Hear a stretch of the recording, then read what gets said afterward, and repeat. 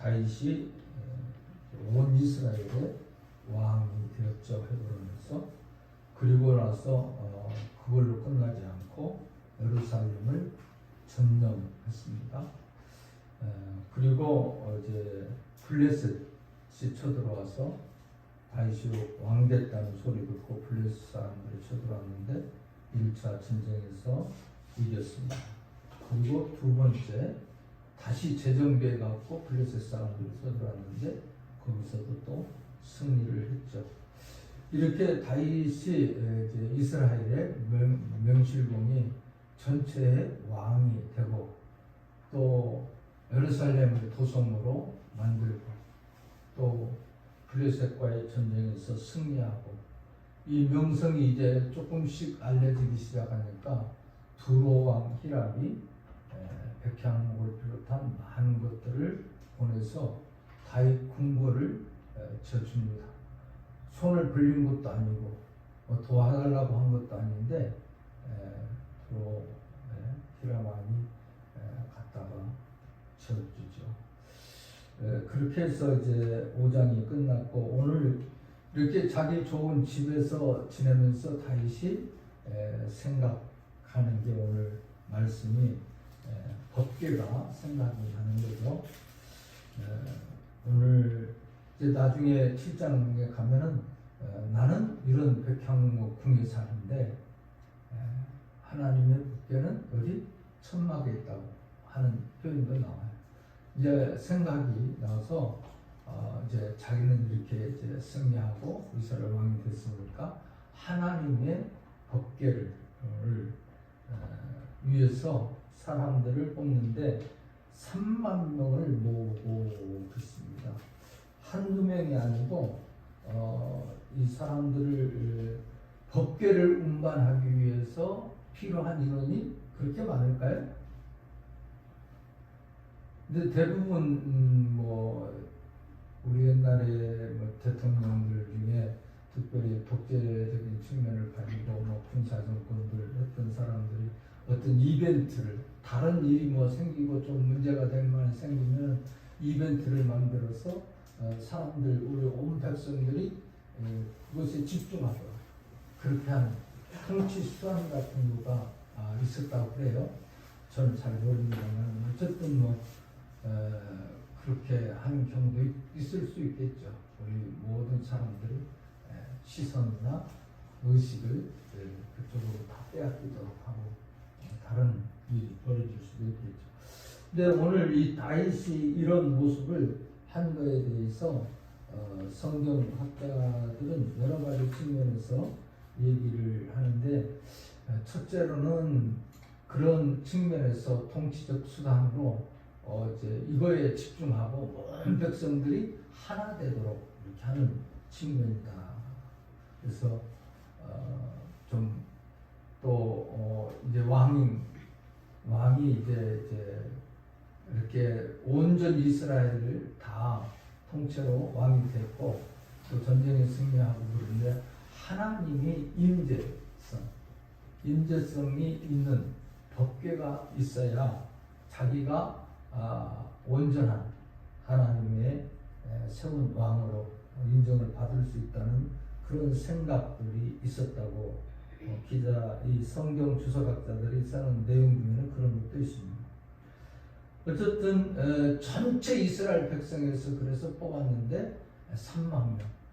또 그 70인역에 보면요 7만 명으로 기록되어 있어요. 7만 명.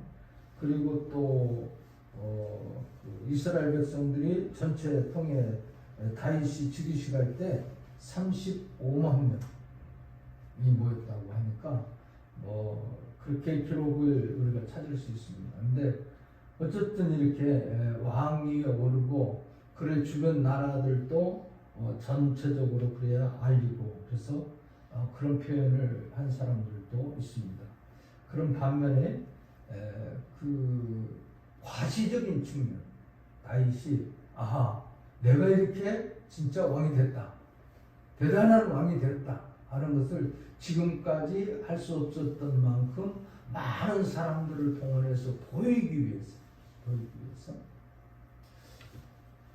그런 모습을 가졌다 하는 측면도 있습니다. 그래서 사람 중심적 모습. 그래서 사울에게서 그런 영향을 받았는지 통치수단을 배우려고 노력을 해서 배웠는지 모르지만 사람 중심적인 측면이었을 확률도 높다. 또 사람들 보기 위해서 그렇잖아요. 즉위식 하면 우리들도 뭐 대통령 요즘에 미국 같은데 취임식 할 때도 의사당 앞에 쭉 광장에 엄청나게 모여서 하고 우리나라도 국회의사당 앞에서 하는 경우가 많이 있었죠. 그래서 아주 대대적으로 합니다. 그래서 전 국민들 중에 뭐 좀 저기 하는 사람들이 다 초청을 하고 그래서 그쪽에 앉도록 해주고 그러죠.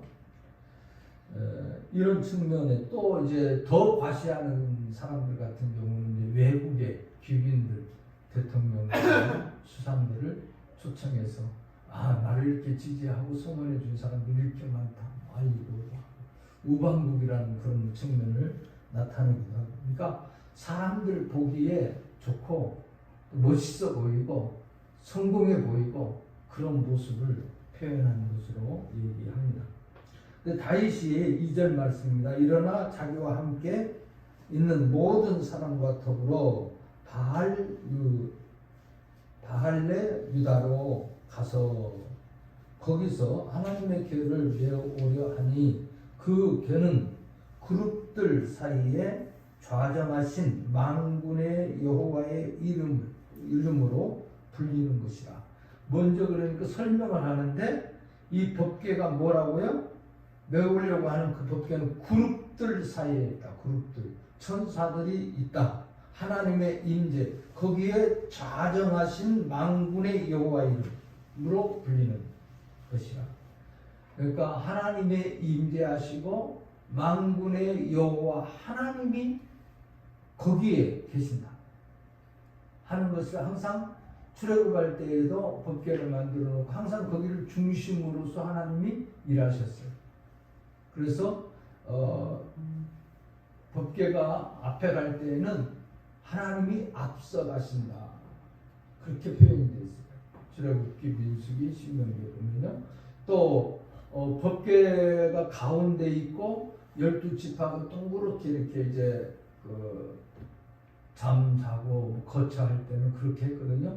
그럴 때는 우리 가운데 계신다 그렇게 표현합니다. 그런 표현도 분명히 그렇게 나와요.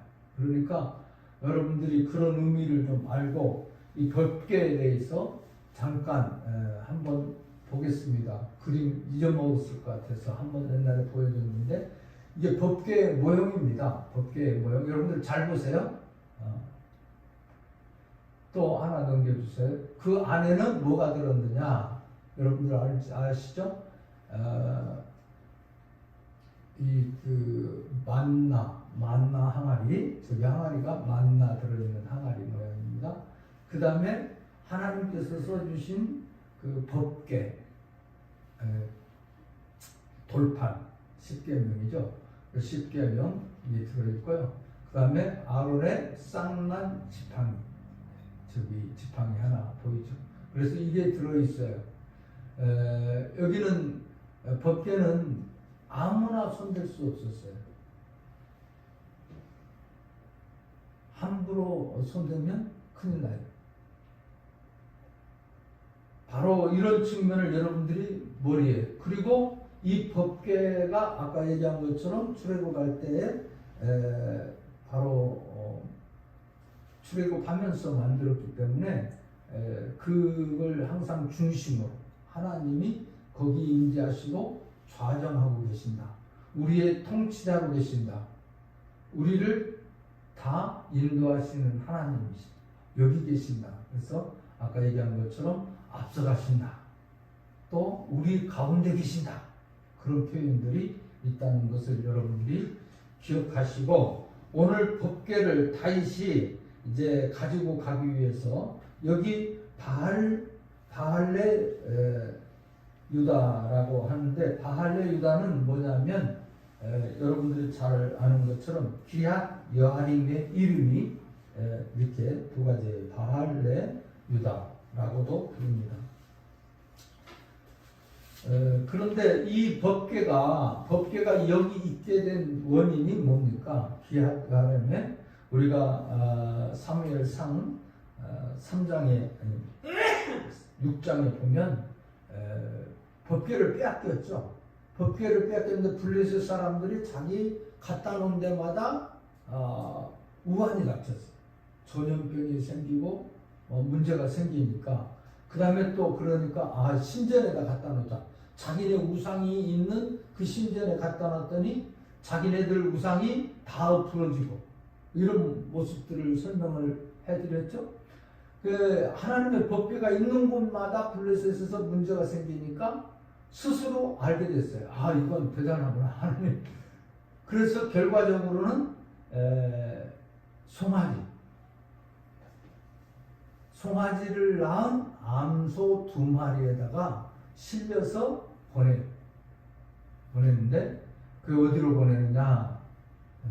바로 여기까지 왔어. 기럇여아림까지 왔는데 거기서 이스라엘 백성들이 너무 좋아갖고 그 법궤를 열고 쳐다보다가 많은 사람이 죽었죠. 그리고 이제 다윗은 쫓겨다니고 뭐 하고 그러면서 신경도 쓰지 못하고 사울도 별로 그렇게 신경 쓰지 않았어요. 그래서 한 20년 정도가 법궤가 바로 이곳 우리 얘기했던 기럇여아림에 있었습니다. 거기 이제 아비나답이라는 사람의 집에 뭐 초야라고 얘기해요. 보통 산중이었을 것으로 얘기를 합니다. 왜냐하면 무섭고 그래서 준다는데 이 아비나답은 제사장이에요. 그러니까 제사장이 법궤를 보관하고 이랬습니다. 이 법궤에는 이런 의미가 있습니다. 다윗이 법궤를 가지고 오려고 한 원인은 아까 좀 얘기하다 말하면 이 왕이 되면은 옛날에는 국세라는 게 있었죠. 국세. 그러니까 왕이 찍어주는 도장이 있었어요. 그리고 뭐 거북이 같은 거 달려있는 것도 있고 뭐 그런 거 나오잖아요. 우리나라도 국세를 새로 만든다 뭐 어쩐다 뭐 그런 얘기 있었어요. 언젠지는 제가 지금 기억이 잘 안 납니다만 우리나라 국세를 바꾼다고 뭐 그렇게 얘기하고 그랬는데 어쨌든 뭐 그런 국세가 있는데 그걸 가져야 바로 이제 실권자라고 뭐 보통 얘기하죠. 다윗이 왕이 되기는 됐는데 이스라엘 백성들이 이제 본인이 또 뭘 하려고 하는 것도 아니고 하나님께서 강권적으로 역사에서 목자였는데 불러다가 기름 붓고 3번의 기름을 부어서 이제 명실공히 이제 이스라엘의 전체의 왕이 됐는데 이걸 이제 알려야 될 것도 있겠다. 뭐 그런 측면도 되고 또 전통성을 인정받으려고 하면 바로 이 법궤 왜 하나님이 통치자이신 거니까 신정국가적인 측면에서 인정을 받으려면 바로 이런 법궤가 와야겠다 하는. 두 번째로는 이스라엘 백성들에게 여러 가지 지금 계속해서 블레셋도 쳐들어오고 미디안 이렇게 쳐들어오고 모압, 암몬 이렇게 주변의 나라들이 쳐들어왔었고 그러니까 이스라엘 백성들이 또 가나안 사람들을 살려두고 그러면서 우상을 섬기고 그들의 풍습이 다 들어왔어요. 우리나라도 여러분들 지금 우리나라 사람들이 다문화 생활을 한다고 그래요. 다문화 생활 이제. 그래서 여기 가까이 있는 뭐 안산 역전 근처에 가면 한글보다 뭐 이상한 글씨들이 많습니다. 영어도 많고 뭐 소련어도 있고 뭐 중국말도 많이 써놓고 그래서 거기 근처에 가면 대부분 뭐 아주 집단적으로 살다시피 하죠. 그 문화가 그런데 우리도 모르는 사이에 지금 받아들이고 좋아하고 그래요. 음식도 그들이 먹는 음식 거기 가면 뭐 자기네들 음식들 팔아요. 요즘에는 우리 많은 분들에게 지금 먹히고 또 먹는 음식 중에 여러분들 월남쌈이라든가 또 쌀국수 먹으시죠? 전부 다 그건 월남에서 들어오고 월남 사람들이 즐겨 먹는 음식 그렇게 먹는 거예요. 우리도 모르는 사이 이제는 생활화됐어요. 우리 집에서도 뭐 시켜 먹을 때 보니까 그런 걸 시켜 먹는데 맛이 괜찮더라고요. 처음 먹어보고 그랬는데 그런 생활이 이렇게 또 우리들도 수천 년 동안 내려온 풍습 생활이 하루아침에 바뀌지가 않잖아요. 우리 구정 명절 이럴 때에도 내일 모레가 구정이잖아요. 지금 구정 연휴가 시작됐는데 화요일날이 설날이에요. 이 설날 옛날 풍습대로 그러면 우리 어른들 찾아뵙고 인사도 하고 또 세뱃돈 받고 그 다음에 또 산소에 가고 또 아니면 아침 일찍 또 이렇게 제사 지내는 분들도 있죠. 제사. 풍습적으로 제사를 지내는. 그러니까 이런 측면이 다 혼합되어 있고 그러니까 뭔가 하나로 이스라엘 백성들이 묶어져야겠다. 하나가 돼야 되겠다.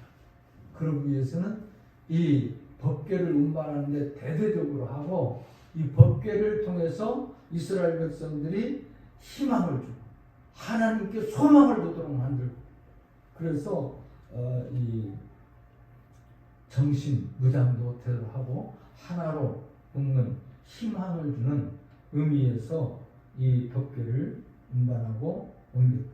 또 이스라엘 백성들이 사실상 법궤는 그들의 삶에 하나님께서 임재하신 것이고 하나님이 모든 것을 다 해결해 주셨고 그렇기 때문에 그렇죠. 그 다음에 이제 하나는 또 이제 다윗이 하나님 앞 법궤에 이제 이스라엘 백성들이 제사를 드렸잖아요. 법궤가 있는데 하나님께 제사 드렸는데 바로 오늘날은 예배죠. 예배. 오늘 말씀에도 예배로 승화시키는 아름다운 모습도 있는가 하면 지금 우리가 예배 드릴 때의 모습하고 거의 흡사한 모습들이 있습니다. 그래서 법궤를 이제 운반해서 이렇게 전나는 암소 2마리를 보냈는데 그곳 올 때까지. 근데 전나는 암소가 송아지 떼어놓고 그랬으니까 본능적으로 송아지를 찾지. 그리고 길을 제대로 안 가는데 하나님은 강권적으로 역사하셔서 이 암소가 쭉 갔다는 얘기를 했어요. 그렇게 갖다 놓았다가 이제 오늘 다윗이 찾아서 이 법궤를 운반하는 모습이 나오는 겁니다. 그래서 오늘 말씀에 보면 3절 말씀 보겠습니다. 3절 말씀에 보면 이런 내용이 나오죠. 그들이 하나님의 궤를 새 수레에 싣고 산에 있는 아비나답의 집에서 나오는데 아비나답의 아들 우사와 아요가 그 수레를 모니라. 그러니까 지금 이스라엘 백성이 이 법궤는 여기 그림에 보면 지금 블레셋 사람들이 끌고 왔던 소 보여주세요.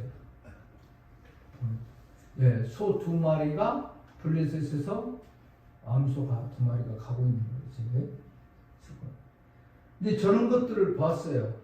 또 랑게라는 주석학자도 그런 표현을 했어요. 그래서 블레셋에서 신상을 옮기거나 자기네들이 믿는 그 어떤 대상을 옮길 때 이렇게 수레를 이용했대요. 수레를. 그렇기 때문에 이스라엘 백성들에게도 모르는 사이 그리고 하나님의 말씀을 물론 뭐 이스라엘 백성들이 많이 알고 있었을 수도 있지만은 이런 문화들이 들어오면서 또 법궤가 어디서 올 때 블레셋에서 올 때에도 이렇게 암소 2마리를 몰고 왔잖아요. 그러니까 이거가 아마 생각나고 그런 방법으로 편한 편리적인 측면으로 이런 모습을 가지고 운반을 하는 겁니다. 하나님이 인도하고 계십니다. 저기에. 그래서 설명이 2절 말씀에 그랬잖아요. 하나님이 좌정하고 계신 거. 만군의 여호와가 계신 것이에요. 그런데 이렇게 수레에 싣고 오는 것은 합당하지 않죠. 옳은 것이 아니죠. 이미 출애굽기에도 그랬고 민수기에도 그렇고 몇 군데 보면 이 법궤를 운반하는 데 있어서는 어떻게 해야 되는가를 잘 가르쳐 준 내용이 있습니다. 이 법궤는 함부로 다룰 것이 아니라 하나님께서 말씀하신 것처럼 사람이 반드시 성결케 하고 그리고 이 법궤를 매는 거예요. 법궤를 다시 한번 띄워주세요. 법궤. 예. 사람들이 저렇게 메고 앞에 나팔 불면서 이렇게 메고 가죠. 반드시 메고 가도 저걸 누가 하느냐? 제사장들만 메요. 제사장들. 아무나 메거나 손대면 안 되는 거예요. 어떤 분은 표현하는 게 신선 모독이 되는 거예요. 우리가 예배 드리는데 저거가 이제 우리가 구약시대는 저렇게 법궤가 있어서 법궤와 함께하는 모습 속에서 예배를 찾을 수 있는데 우리가 이런 모습 속에서 하나님이 야후를 앞에서 끌고 우사가 뒤에 이렇게 따라가는 거죠. 그런데 이 새 수레 또 했어요. 그러니까 쓰던 거가 아니라 하나님의 법궤를 싣고 가는데 새 걸로 하자. 그래서 새 걸로 바뀌었죠. 그러니까 새 걸로 돈 들이고 만들고 다 한 것도 좋아요. 그런데 이게 우리들이 열심히 하는 것도 좋아요. 근데 하나님이 원치 않고 하나님의 말씀에 부합하지 않는 열심이라는 게 있다고요. 열심. 자기 좋은 대로 열심.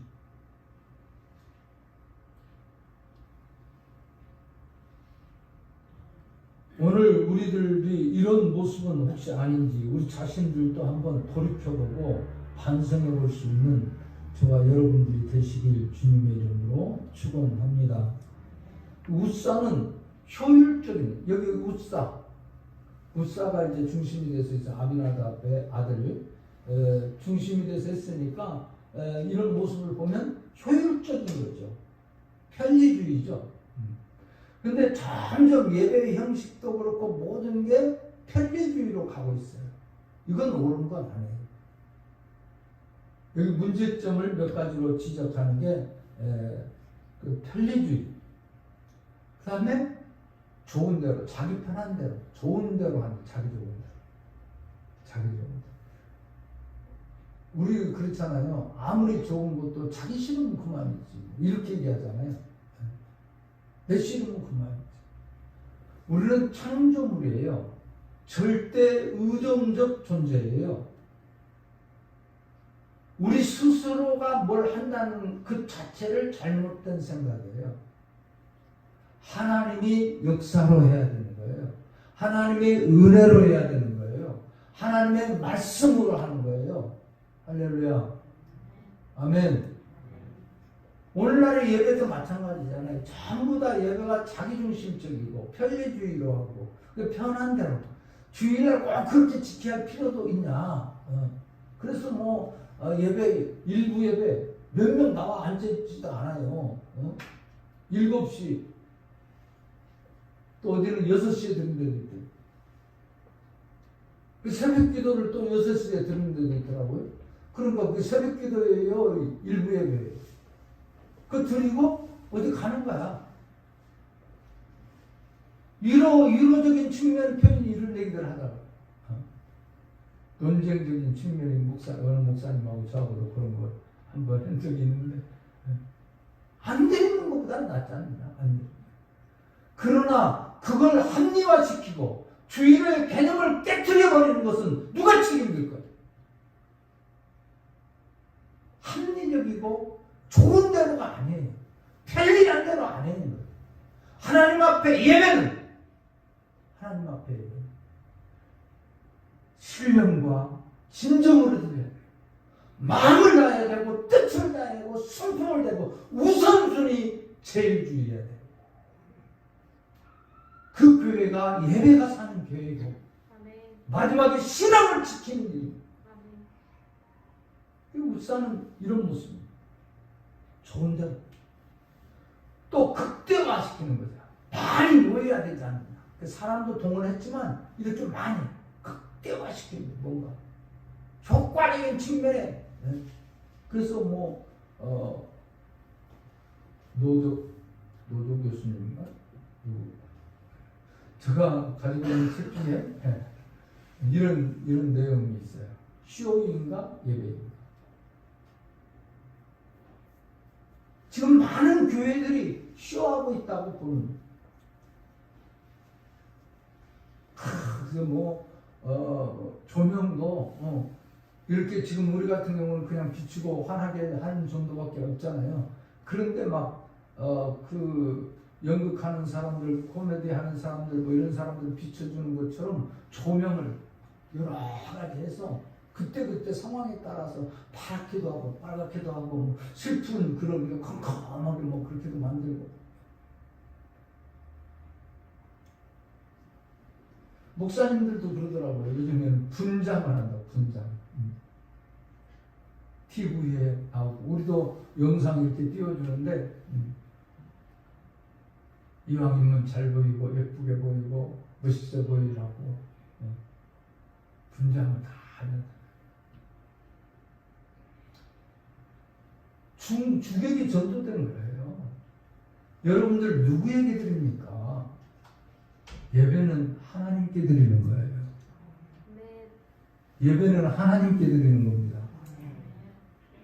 사람에 보이기 위해서, 뭘 극대화시키기 위해서, 효과를 누리기 위해서 해서는 안 되는 거예요.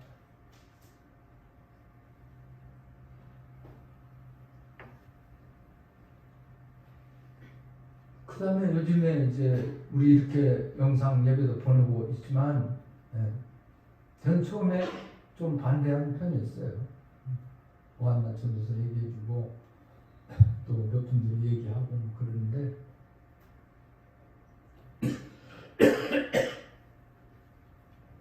이것도 편리주의지 아닙니까? 상황이 그러니까. 그래 안 드리는 것보다 낫지.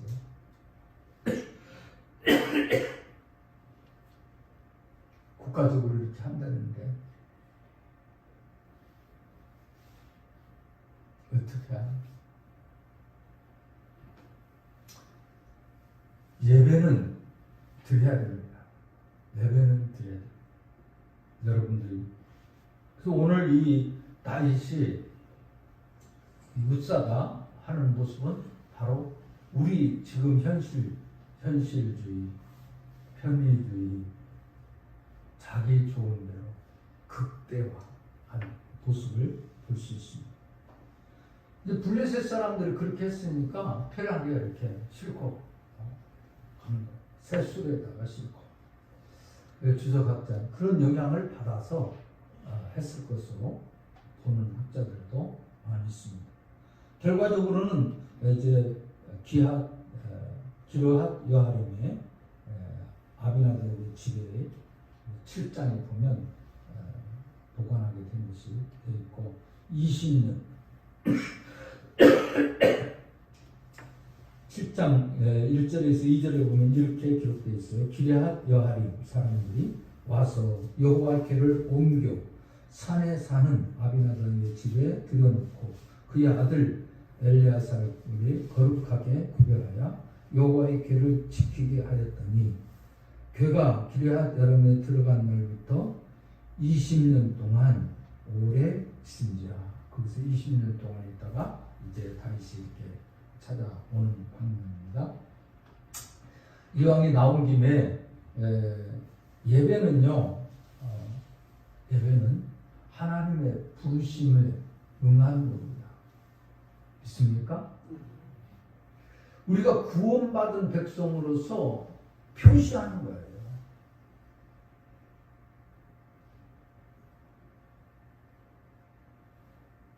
오늘 우리들도 그래서 예배 순서가 이렇게 하라 그게 없어요.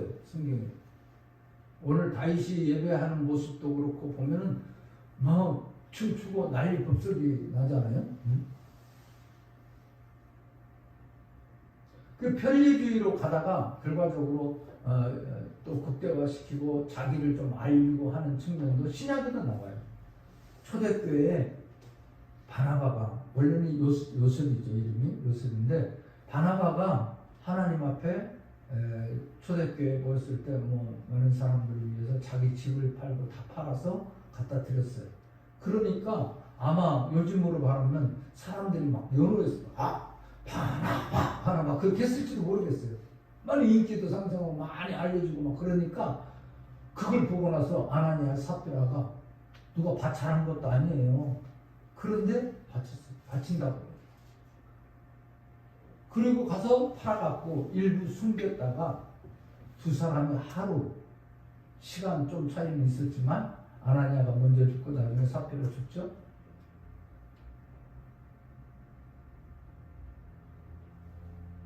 극대화시킨다고, 편리한다고, 남이 하니까 한다고 하나님 앞에 예배드리는 것은 여러분들이 여러 가지 측면을 이렇게 보면 보통 예배학에서 얘기하는 측면은 반드시 이런 측면이 들어 있어야 된다고. 찬양이 있는 예배가 돼야 됩니다. 찬양. 예배는 반드시 찬양이 있어야 돼요. 그래서 사실상 준비 찬송 합니다. 그것도 옳지 않다고 하는 학자들도 많아요. 준비 찬송이 아니라 그냥 찬양 자체가 예배가 되는 거예요. 여러분들도 찬양을 그런 거지. 준비 찬송이니까 적당하게 하고 그냥 딴청 피우면서 하고 장난하면서 하고 뭐 이렇게 하는 게 아니라 그 자체가 예배. 그 다음에 우리의 하나님 앞에 삶을 고백하는 거예요. 죄에 대한 고백도 하고 삶을 고백하고 그 하나님과의 대화하는 시간, 기도하는 시간. 그리고 말씀 선포가 반드시 있어요. 그런데 찬양을 몇 분 해라, 뭐 기도가 몇 분이다, 뭐 설교가 말씀 선포가 얼마나 했다, 그런 거 없어요. 그 다음에 이 봉헌이라는 게 반드시 있어야 돼요. 우리나라에 들어오면서는 이상하게 주일 낮 예배만 헌금을 하죠. 근데 제가 그 전도사 때 교회에서 다른 교회로 이렇게 옮겨갈 때 몇 주간 뭐 한 달, 몇 달 이렇게 시간이 있어서 서울에 있는 큰 교회들을 돌아다녀 봤다고 그랬잖아요. 그 저녁 예배 때 헌금을 하는 교회도 있더라고요. 여의도 순복음교회 같은 경우는 예배 시간마다 헌금을 하고 그게 사실상 옳다는 거예요. 성경학자도 다 그렇게 얘기합니다. 정성스럽게. 왜? 구약의 제사를 보면 예물을 없이 제사가 되지 않는다. 물질이 있는 곳에 내 마음이 있다고 그랬잖아요. 그러면 물질이 하나님 앞에 드려지는 것이 우리의 마음이 드려지는 거고 진실한 예배를 드리는 거예요. 하나님 앞에 이런 모습이 있어요. 무슨 뭐 교회 연보를 모아서 뭐 하기 위해서 아니고 하나님 앞에 올바른 예배에는 분명히 그렇습니다. 그 다음에 우리의 예배 가운데는 감사가 있어요. 다윗 보세요. 시편에 늘 감사했어요. 감사하는 여러분들이 되시길 바랍니다. 나를 구원해 주신 하나님, 죄와 허물로 말미암아 죽었던 우리를 살려주신 그 하나님 앞에 감사하는 우리가. 첫 번째, 그래서 이제 보면 이 법궤를 운반하는데 실패하죠. 6절에서부터 11절까지가 그렇습니다. 아니 8절까지. 그래서 여호와께서 웃사를 치심으로 다윗이 분하여 그곳 베레스 웃사라 부르니 다윗이 너무 분해서 그걸 베레스 웃사라. 베레스 웃사라는 말은 웃사가 죽었다, 그런 의미.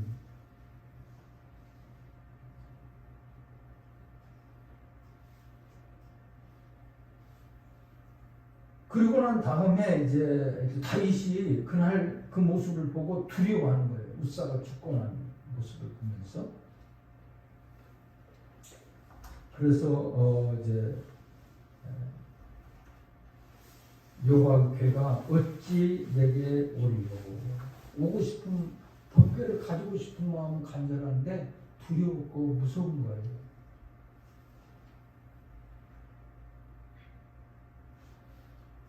여호와께가 어찌 내게 오리요 하고 다윗이 여호와께를 옮겨 다윗성 자기에게로 메어 가기를 즐겨하지 아니하고 가드 사람 오벤 에돔의 집에 보관을 했어요.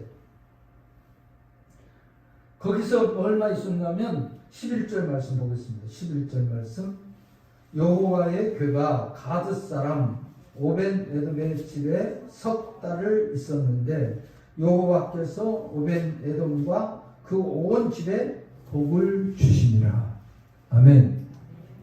법궤가 오벤 에돔의 집에 있으니까 그 집이 복을 받았고 그 집에 온 집 식구들 전체가 하는 일마다 다 복을 받았다는 거예요. 그런데 이 사실을 어떤 사람이 12절 말씀 어떤 사람이 다윗 왕에게 아뢰어 이르되 여호와께서 하나님의 궤로 말미암아 오벤 에돔의 집과 그 모든 소유에 복을 주셨다 한지라. 다윗이 가서 여호와의 궤를 기쁨으로 메고 오벤 에돔의 집에서 다윗성으로 올라갈세. 이렇게 이 문장만 보면 다윗이 가서 직접 짊어지고 올라간 것 같이 아니, 그건 아니고 이제는 제대로 갖춰서 이 법궤를 메고 제사장을 통해서 올바른 방법으로 하는 거죠. 편리주의로 가지 않고 올바르게.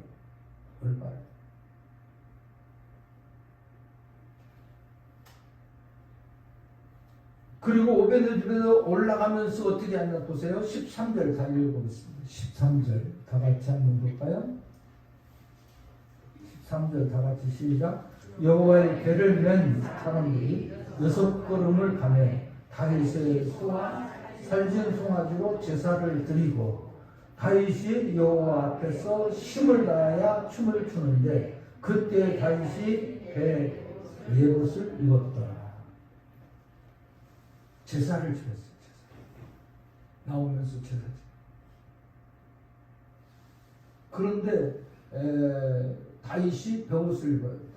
근데 이 예봇, 여기 베옷이라고 그러는데 예봇을 입었다고 그러는데 이 예봇은 보통 제사장들이 많이 입었죠. 제사장들.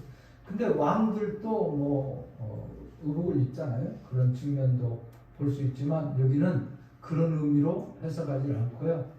이렇게 영국 교회가 성공회인데요. 성공회에서는 예복 같은 거, 천주교가 그런 걸 많이 해요. 예복 같은 걸 다 입어요. 많이 입고 이 법궤 옮기는 것도 교회가 이사하면 법궤 모형을 만들어서 그걸 들고 그래서 반드시 입당 예배, 그 헌당 예배를 드리거나 그럴 때 입당 예배를 드릴 때는 그런 데는 그렇게 하는 거니까 영국의 성경회 같은 데는 이 법궤를 들고서 하나님의 임재가 이제 이쪽으로 옮겼다.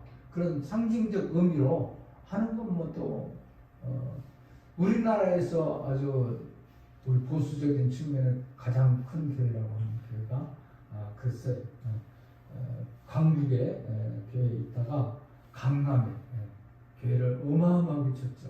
어마어마하게 쳐서 그 교회가 이전할 때 헌당 예배 때 그렇게 했어요. 그래서 목사들 4명 뽑아서 법궤를 다 갈고 가더라고요. 그 많은 사람들 그래서 성을 메고 싶어 막 그랬대요. 그런데 그 부교육자가 60명쯤 됐는데 그때 거기 있었던 목사가 얘기를 해줬어요.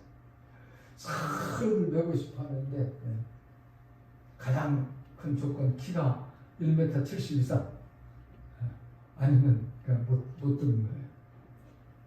저 같은 경우도 못 들었겠죠. 그러면 제가 그 교회 옛날에 우리 같은 교단이었었으니까 가서 주일학교 할 때도 거기 가서 배우기도 하고 그랬던 기억이 있으니까 강북에 있을 때 여러 번 같은 교회였는데 처음은 그때 이제 옷을 뭐 이렇게 예고 그 같은 것을 영국 교회들은 다 입습니다.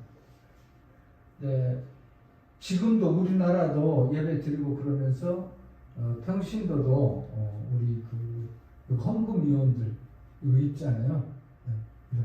그러니까 그런 식이었을 것으로 보는 학자들이 많습니다. 그 왕이기 때문에 제사장 예보하고 똑같은 예보는 아니었을 거고 하나님 앞에 그러니까 이렇게 걸친 옷인데 물론 이스라엘 백성들 자체가 옷이 우리가 입은 옛날에 그쪽에 인도에서인가요? 원향이 선교사님인가?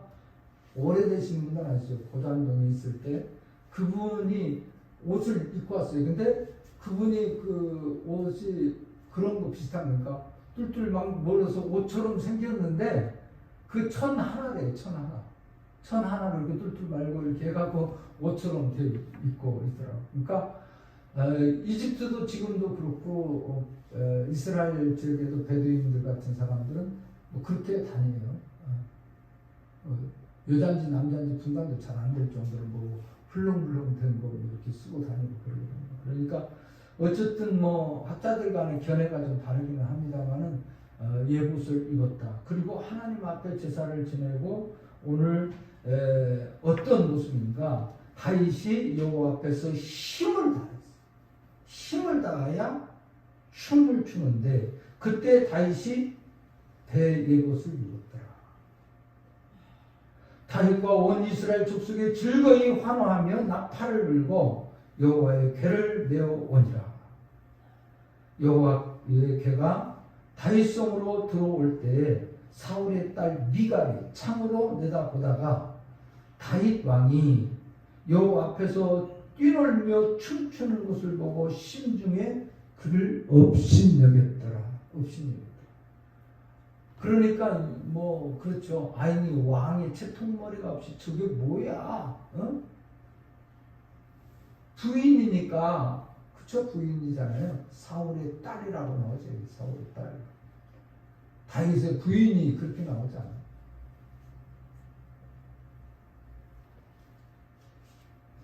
보는 시각이 사울의 가족들, 사울의 식구들은 대부분 다 뭐예요? 사람 중심적인 측면이 나오니까 여기에 굳이 사울의 딸 뭐 이렇게 표현하지 않아도 되잖아요. 그런데 사울의 딸이라고 표현이 되어 있어요. 요 앞에서 뛰놀며 춤추는 것 누구 앞에서 하는 겁니까? 사람 의식하고 사람 앞에서 하는 것이 아니라 하나님 앞에. 이게 하나님 앞에 드리는 예배예요. 오늘 사랑하는 귀한 성도 여러분들이 사람 의식하지 말고 하나님 앞에 드리는 예배가 되시길 바랍니다. 가까이 있다고 또 이렇게 좀 부부간의 얼면서 모습인데 사실은 뭐 이것도 또 뭐 이야기들이 많이 제가 책을 좀 많이 보니까 이것저것 보니까 뭐 부인 대접도 못 받았대요. 그때부터는 그런 얘기도 기록되어 있는 것도 있고 그러더라고요.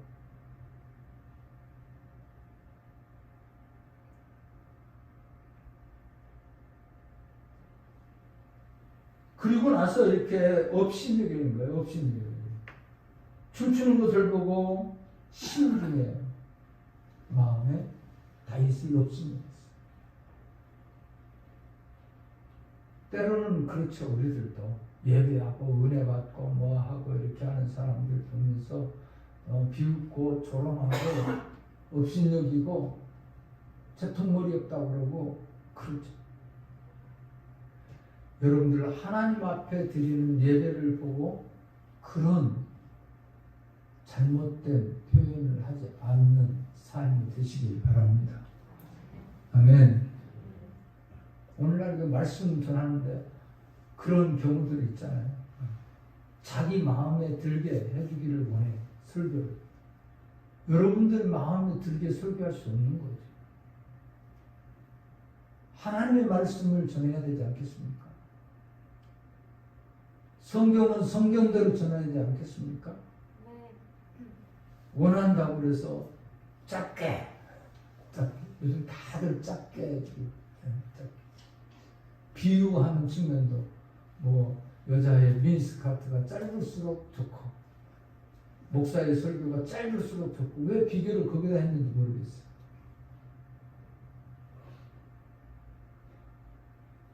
왜? 다른 게 바쁘잖아. 이거 바쁘고 저거 바쁘고 하나님 앞에 예배드리는 일보다 더 바쁜 일이 어디 있고 더 중요한 일이 어디 있어요. 가장 중요한 일이고 우선순위를 둬야 되는 게 하나님 앞에 예배. 할렐루야. 할렐루야.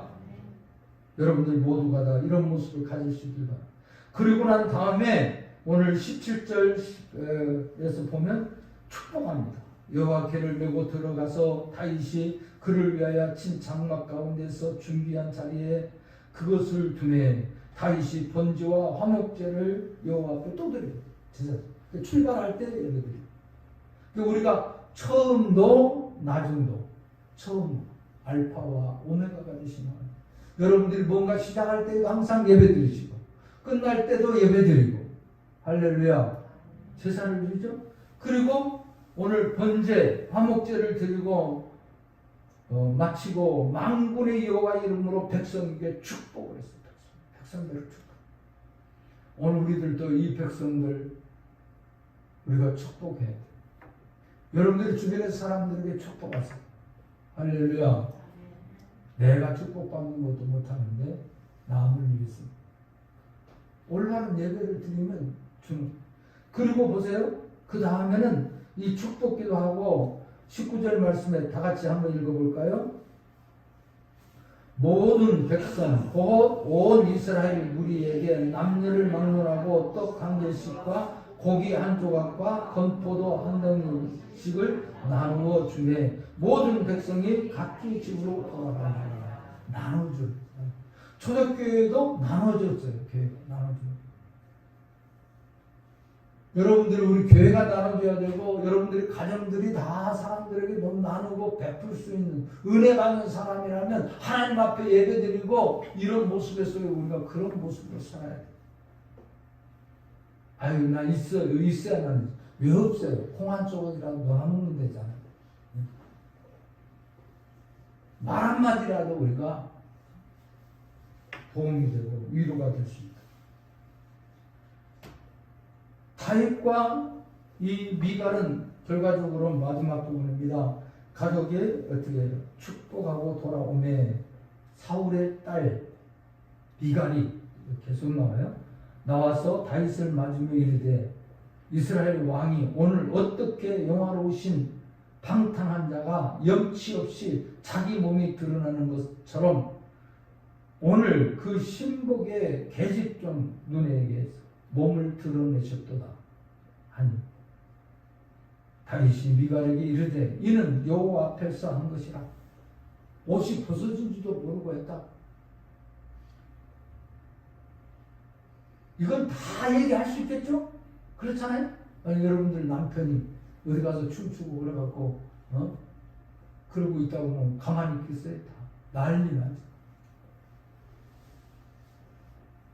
근데 하나님 앞에서 한 거라고.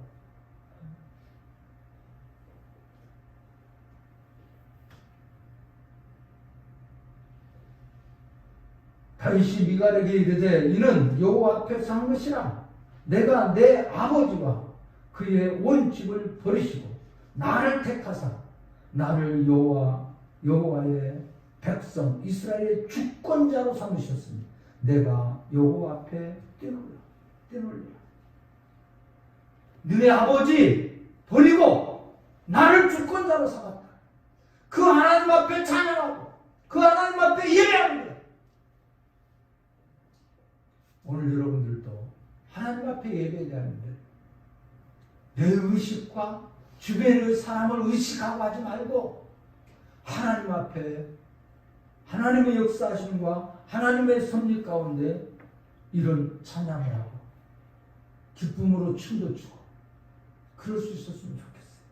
우리 한국교회는 사실상 아주 얌전한 측면. 미국 특별히 흑인 교회 가니까 그건 뭐 그냥 춤을 춰요. 피지에 있을 때도 피지안 교회를 몇 군데 가봤는데 그렇게 정말 즐거워요.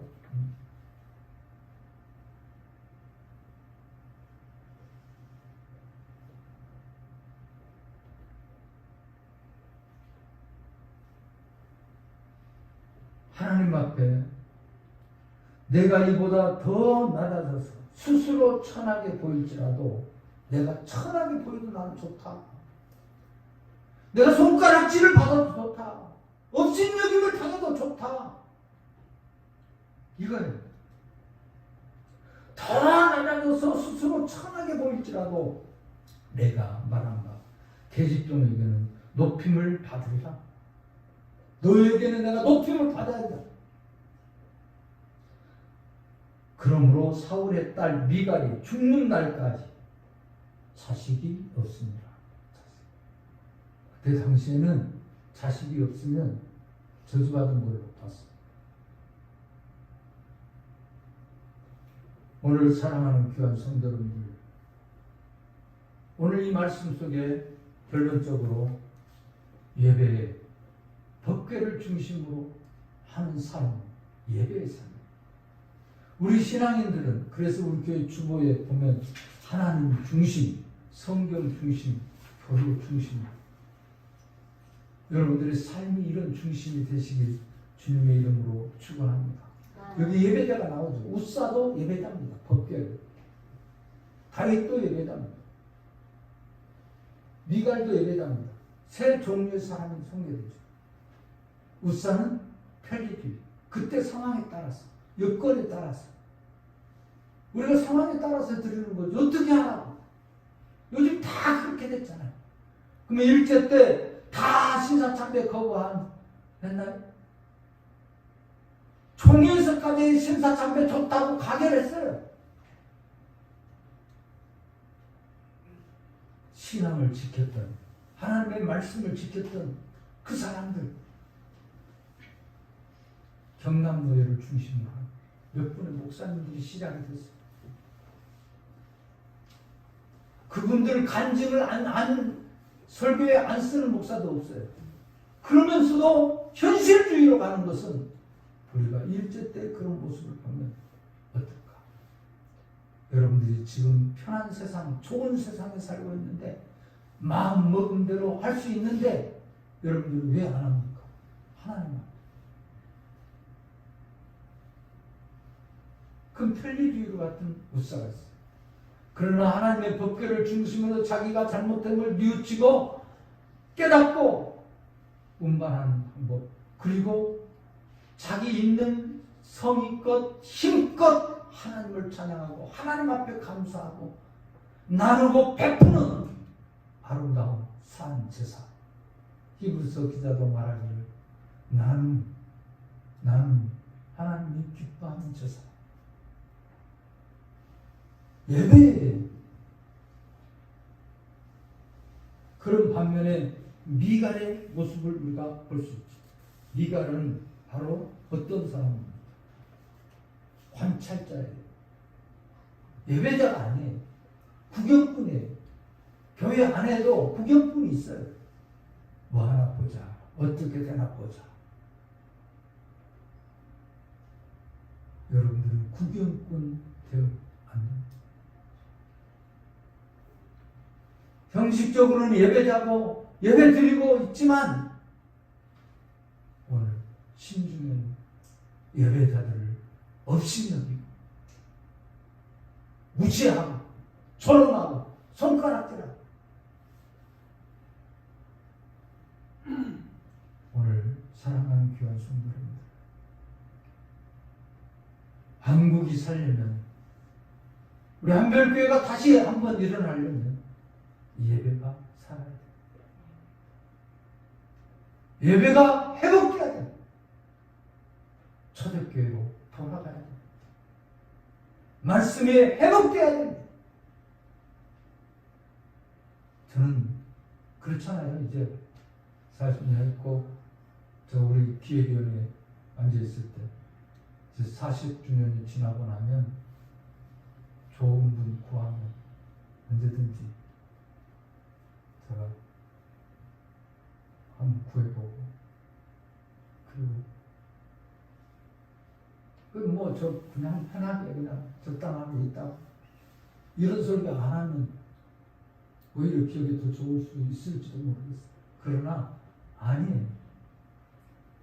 설교하는 날까지.